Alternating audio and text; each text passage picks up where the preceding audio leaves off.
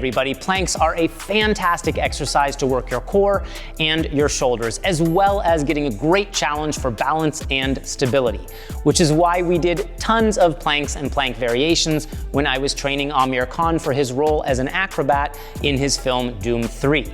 Of course, as soon as you can hold a traditional plank for about 60 seconds, it's time to add in some variations to make sure you keep getting the maximum benefit from each workout.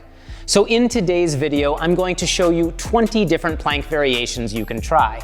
And the very last one is a special one. It's really fun and challenging.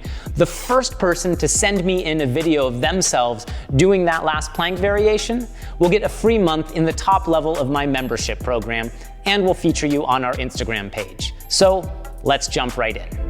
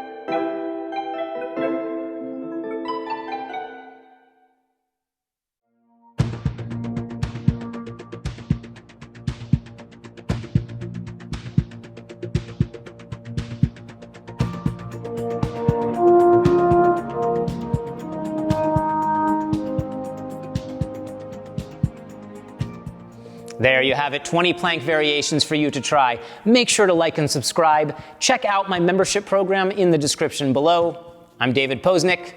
We'll see you soon.